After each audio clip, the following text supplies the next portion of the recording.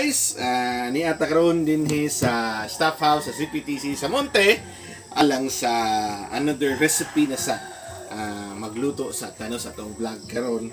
Muna siya ang tangkong nga inyong makita ug ang atong recipe karon buntaga kaning gitawag og sinampalukang baboy.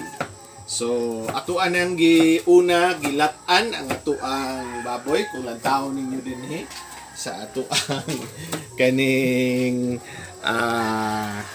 dapugan. So, ining dapugan sa another term sa dapugan. Atuang lungaganan, atuan ang gipabukalan daan na siya.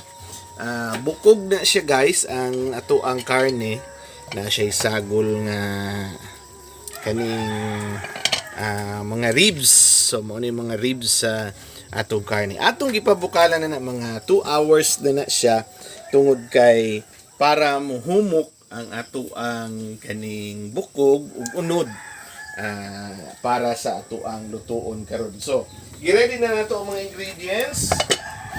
Kumang gitakloban guys.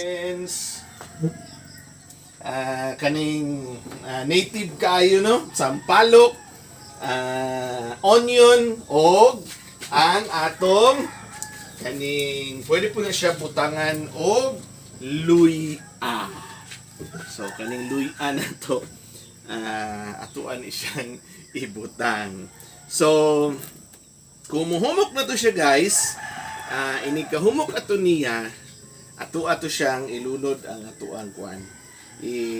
Mura ni bukal naman to, ilunod na ning sampalok para ma-feel sa atuang mga taste buds kung unsa ang kaaslom-aslom. So atong mga assistant diri si Julie Boy o si Reynan alang sa ang vlog karong Sikat na tani. So Sikat na ka.